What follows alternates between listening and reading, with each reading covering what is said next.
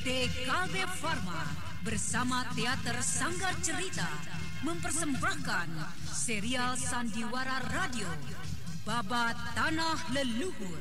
Babat Tanah Leluhur.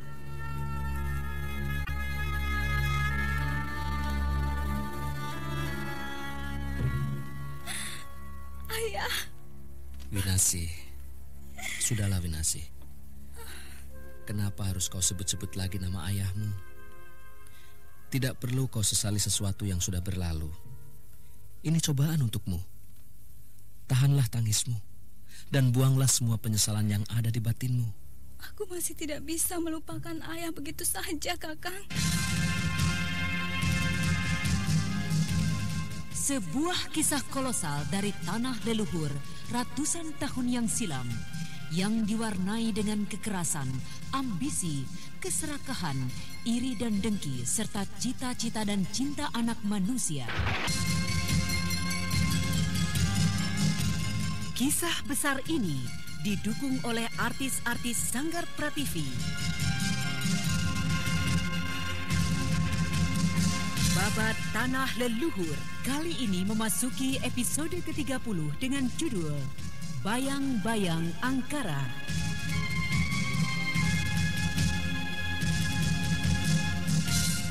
Ide cerita Cece Suhyar, pengarang cerita Tizar Sponsen, teknik dan montase Yadi Enos, musik oleh Hari Sabar dengan sutradara Thomas Age.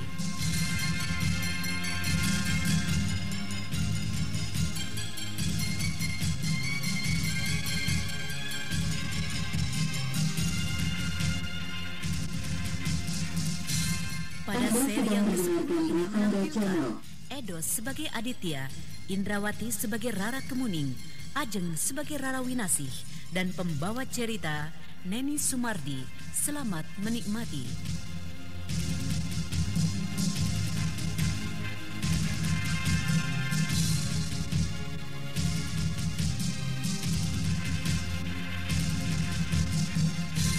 Pada kisah yang lalu diceritakan tentang Kelintang dan Dewala yang tengah berbicara mengenai masalah yang baru saja dialaminya. Sementara itu di rumah Rara Winasih, Aditya pun nampak tengah berbincang-bincang dengan Rara Kemuning. Aditya kemudian menceritakan mengenai sikap Kidur Maya, pamannya Rara Kemuning. Rara Kemuning yang juga mempunyai sedikit kecurigaan terhadap pamannya. Ia nampak kecewa sekali mendengar penuturan Aditya. Rasanya tidak mungkin kalau aku harus meninggalkan Winasih yang keadaannya sedang demikian. Sekalipun ia dalam keadaan sehat, pokoknya tidak mungkin dan tidak bisa kulakukan. Semakin lama jika aku perhatikan, sikap pamanmu itu semakin mencurigakan saja. Aku merasakan ada sesuatu di balik semua kata-katanya dan juga sikapnya. Ya, aku pun sebenarnya mempunyai firasat begitu, Kakak. Tapi, entahlah. Aku jadi tidak habis pikir. Kenapa paman mempunyai usul begitu? Rasanya tidak masuk di akal dan tidak mungkin dapat dilakukan. Kalau memang paman tidak mempunyai sebuah rencana tertentu, seharusnya pamanmu mendukung hubunganku yang cukup lama ini. Bukannya malah memutuskannya. Terus terang Kemuning, ini sama saja mau merusak hubunganku. Kakang, sebaiknya Kakang jangan pedulikan kata-kata paman itu. Kita dengarkan saja. Semua yang paman katakan itu hanya usulnya saja. Usul yang tidak masuk akal dan terlalu sering ia bicarakan. Baiklah, untuk sementara, sambil melihat bagaimana perkembangan dari yang paman Durmaya katakan, aku akan mencoba untuk sabar dan tidak menanggapi semua itu. Ya, aku rasa itu yang terbaik, Kakang. Kita harus menjaga hubungan, terutama hubungan keluargaku dengan paman Durmaya. Karena biar bagaimana, paman itu masih saudaraku, Kakang. Iya, Kemuning. Lalu bagaimana rencana selanjutnya untuk menemui Kelintang? Apakah Kakang akan kembali menemui dia? Aku rasa begitu, karena aku mempunyai firasat terhadap orang itu.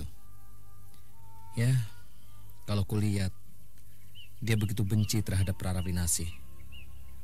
Sekalipun nanti dugaanku meleset bahwa yang melakukan bukan dia, paling tidak aku sudah berusaha untuk menemui dan mencari tahu. Setelah itu baru aku akan menyelidiki orang ketiga yang kucurigai. Apakah orang yang Kakang curigai itu Paman Durmaya? Siapa lagi, Kemuning? Bukankah selama ini dia terlalu nyata menunjukkan kecurigaan-kecurigaan? Apalagi terhadapku. Ia seperti benci dan ingin menjauhkan aku dari Winasih. Baiklah, kalau memang Kakang ingin menyelidiki Paman Durmaya. Tapi ingat Kakang harus berhati-hati. Paman Durmaya orangnya cukup jeli dan peka terhadap orang yang ingin berbuat sesuatu terhadapnya. Satu lagi, jangan sampai kecurigaan-kecurigaan Kakang terhadap Paman Durmaya sampai diketahui Kakak Winasih. Apalagi dalam keadaan seperti ini. Jiwanya terlalu lemah untuk menerima kabar yang tidak baik, Kakang. Iya.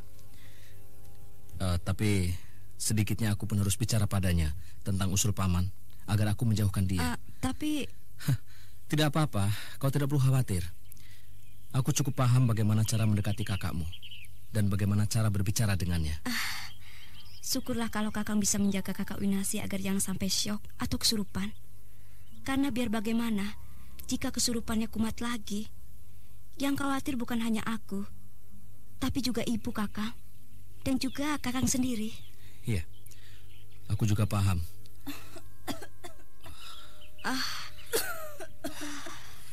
Kakak Winasih, syukurlah ia mulai tersadar. Tubuhnya kelihatan lemah sekali.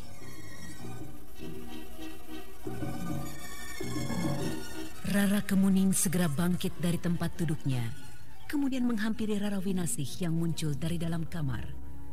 Dengan tubuh yang lemah dan wajah yang pucat, Rara Winasih kemudian dipapah untuk duduk. Aku mendengar kalian bercakap-cakap. Seperti ada sesuatu yang tengah kalian bicarakan. Tidak ada apa-apa. Pembicaraanku hanya mengenai keadaanmu saja. Dan berpikir bagaimana caranya mencari tahu orang yang berbuat jahat terhadapmu. Lalu bagaimana dengan Klintang? Apakah Kakang sudah menemui dia? Ya, sudah. Aku menemui dia bersama Paman Durmaya. Aditya kemudian menceritakan bagaimana dia bertemu dengan Klintang bersama Ki Durmaya. Dan juga diceritakan tentang perkelahiannya dengan Klintang. Ya, begitulah.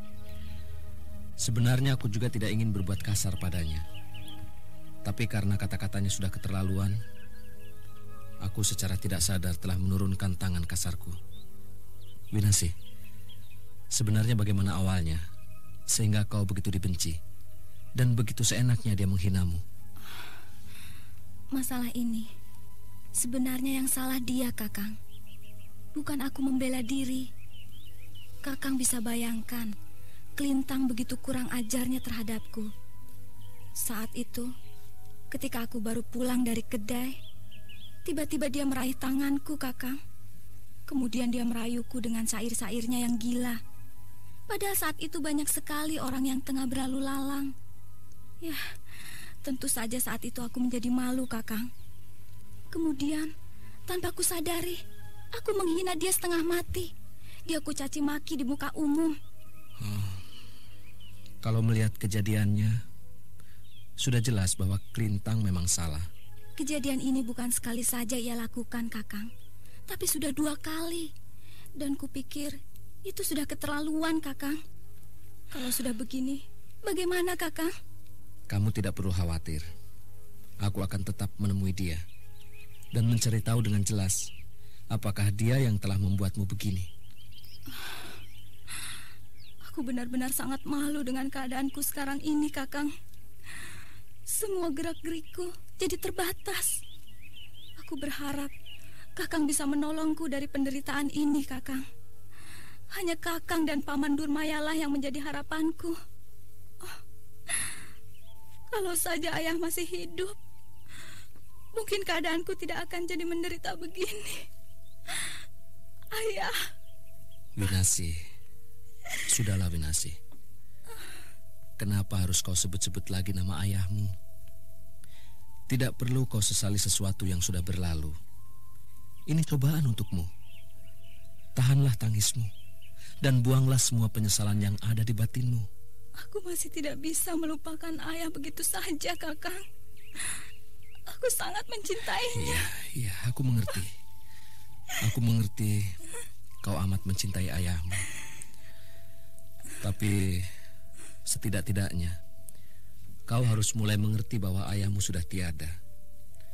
Kalau kau masih menyebut-nyebutnya, apakah kau tidak kasihan jika roh ayahmu tidak tenang di alam sana? Winasih, sesukar apapun kau harus bisa merelakan kepergiannya. Semua ini sudah menjadi kehendak yang Maha Tunggal. Dan yang harus kita sadari, bahwa kita pun akan kembali, Winasih, seperti halnya ayahmu. Setiap makhluk hidup pasti mengalami mati. Jadi sudah harus dari sekarang kau menyadari hal itu. Kalau kau masih meratapi kepergian orang yang dipanggil oleh Yang Maha Tunggal, artinya kau tidak merelakan takdir yang dijatuhkan oleh Yang Maha Kuasa. Oh, Kakang, apakah ini suatu dosa jika aku tidak merelakan kepergian ayah? Jelas, Winasih. Karena dengan kau menangis dan menyesali takdir Yang Maha Tunggal, itu sama saja kau telah menentangnya. Menangis boleh-boleh saja kalau hanya sekedar bersedih. Tapi kalau menangis meraung-raung dan tidak merelakan takdir Tuhan, itu yang tidak boleh. Nah, Winasih, sudahlah. Aku percaya kau bisa melawan perasaanmu, karena kau bukanlah wanita yang lemah. Kakang, apakah penderitaan yang sedang kuhadapi ini bisa sembuh, Kakang? Kita berdoa saja. Tapi kau tidak perlu khawatir. Aku yakin kau pasti bisa sembuh. Percayalah, Winasih. Tapi kapan, Kakang? Apakah setelah aku menderita lebih parah lagi? Atau setelah semuanya hancur, baru aku akan sembuh? Oh. Winasih, kenapa kau jadi putus asa begitu? Ya, aku memang tidak tahu kapan kau akan sembuh. Tapi setidaknya kau tidak perlu putus asa, Winasih. Bagaimana aku tidak akan putus asa, Kakang? Kalau kenyataannya aku akan terus begini. Aku malu, Kakang. Aku seolah-olah tidak punya moral. Mungkin warga desa di sini beranggapan bahwa aku sudah gila, Kakang. Oh, bahwa aku sudah gila, Kakang. Oh, benar-benar memalukan. Aku telanjang bulat keliling desa seperti orang tidak waras. Oh, menjijikkan. Winasih, sudahlah. Tidak ada untungnya kau menangis terus. Sudahlah, Winasih. Ini semua hanya akan menambah penderitaan batinmu saja. Aku malu, Kakang. Rasanya ingin sekali pergi dari desa ini sejauh-jauhnya. Winasih, sekali lagi kau harus sadar ini, bahwa ini cobaan. Cobaan tidak bedanya dengan takdir, Winasih. Kalau takdir akan berlaku pada yang namanya manusia, cobaan pun demikian juga, Winasih. Cobaan pasti ada masanya. Tidak selamanya kau akan menderita terus seperti ini. Suatu saat pun kau akan mendapat ketenangan. Ya, walaupun kita tidak tahu kapan. Yang penting dari kita sendiri, satu yang harus kita miliki: jangan putus asa. Dan jadilah orang yang sabar. Sepertinya aku tidak bisa menjadi orang sabar, Kakang. Dan tidak bisa menjadi orang yang tabah kalau penderitaan ini masih melekat dalam tubuhku. Tidak. Aku percaya kau bisa. Sudahlah. Hapus air matamu. Sambil menghapus air matanya, Rara Winasih memandang Aditya dengan penuh keharuan. Aditya begitu lembut dan penuh perhatian padanya. Sementara Rara Kemuning yang juga berada di situ jadi tersipu malu melihat kemesraan mereka berdua. Perlahan Rara Kemuning bangkit dari tempat duduknya. Anda sedang mendengarkan Ravanda Channel. Kakak Winasih, aku tinggal dulu ya. Aku ingin menemani ibu di belakang. Kemuning, kenapa kau harus pergi? Nanti bagaimana kalau kakakmu ini ingin bicara sesuatu padamu? Tidak, Kakang. Biarkan dia menemani ibu.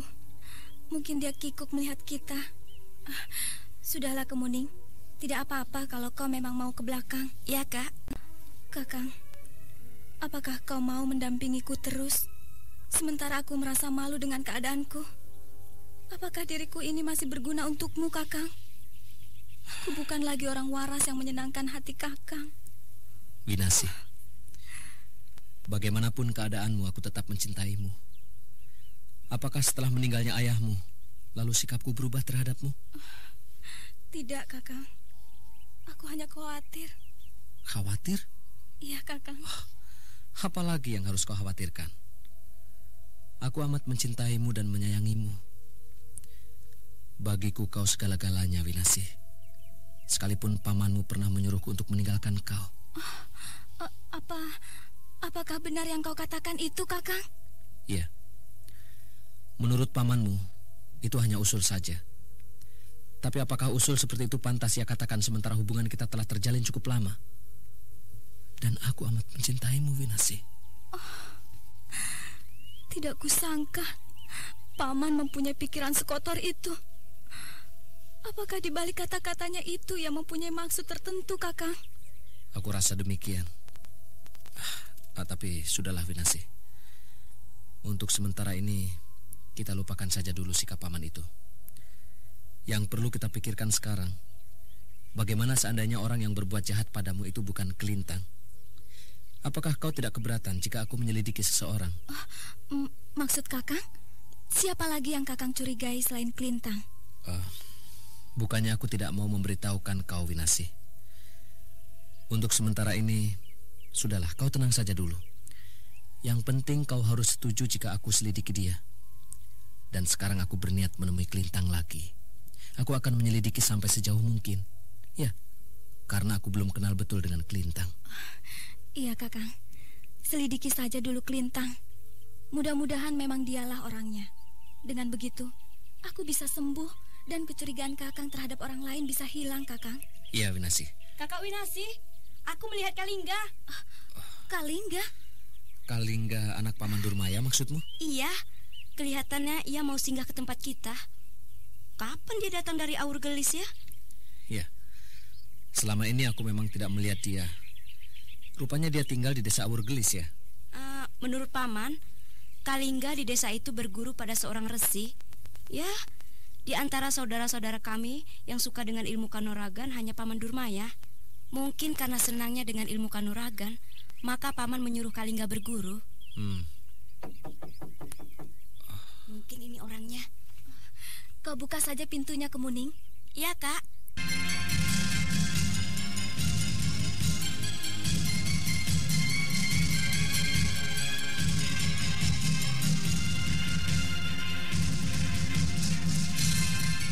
Rara Kemuning pun segera melangkah mendekati pintu. Sementara Rara Winasih masih bercakap-cakap dengan Aditya. Matahari terus condong ke barat. Cahayanya mulai pudar di telan awan kelabu.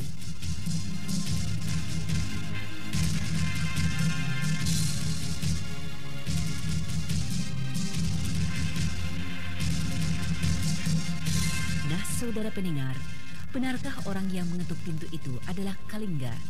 Dan bagaimanakah rencana Aditya selanjutnya?